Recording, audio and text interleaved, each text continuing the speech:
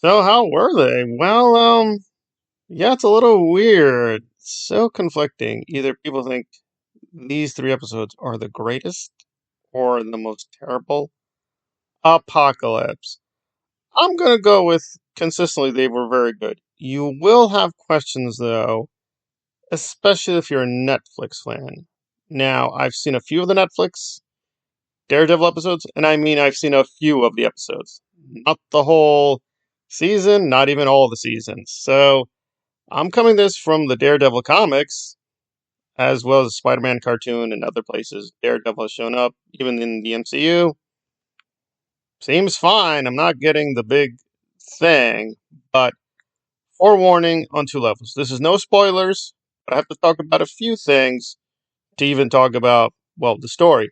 So, do a few tragic deaths slash murders happen? Yes. I will not say who it is or how it happens, but they are shocking. It's also shocking how fast they happen and when they happen and where they happen. You're like, okay, all right. That said, is Daredevil born again? Well, cheap Game of Thrones. No, I still think this is recognizably Matt Murdock, but some fans will be very disappointed where Matt starts going and ends up, at least by the conclusion, episode 3. I understand what they're up to because I've read the comics, but if you're not a comic book reader, this Matt Murdock will not seem familiar to you.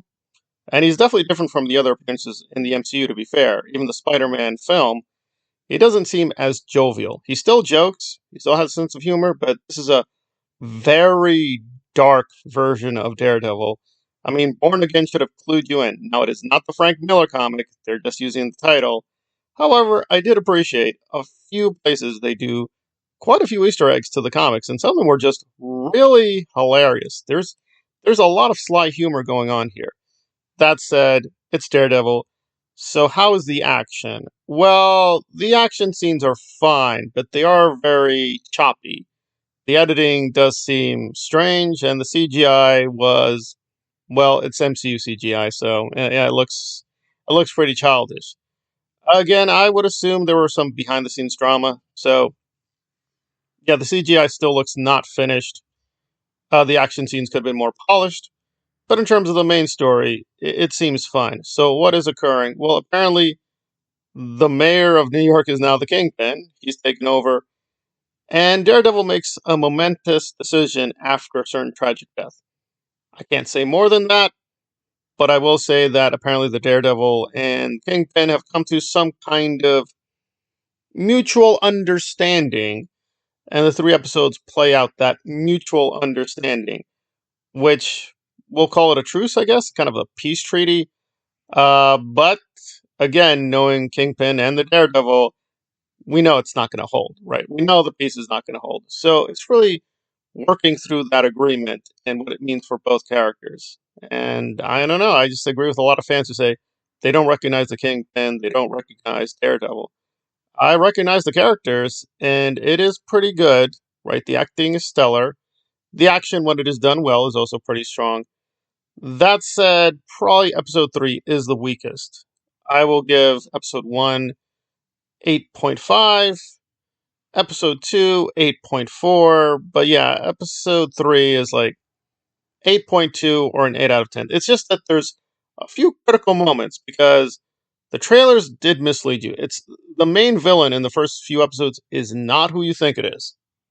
So I will just leave it there that I think I know who they're going with, who Daredevil is facing, and their plan makes sense, and they're not stupid. On the other hand, you have to wonder about a few times with the editing, just the way the camera moves with certain characters. It's like, how could Daredevil not be aware? He has hyper senses. Yes, he's blind, but he has hyper senses, which they used pretty well in a couple of scenes. That was done very well. And like I said, his personality, his humor, his strategies do make sense up to a point, but at certain points you're like, Daredevil would probably figure this out, right? He would probably figure out the conspiracy much quicker than this. So it does feel like stupid pills are being taken at critical points. That said, there is a tragic death.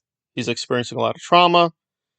And put that together, same thing with the Kingpin. He's going through a lot of trauma. So you can understand the characters make some odd decisions here and there. So if you're being super critical, it's an 8 out of 10 overall. However, if you just want to enjoy Daredevil back in action, you will get that. However, you will also see a more contemplative side. You will see Daredevil in the courtroom. Some people are complaining about the courtroom scenes too, but again, this is TV law, right? It's fantasy. It's not how law actually works in the real world. So I don't understand what people are talking about.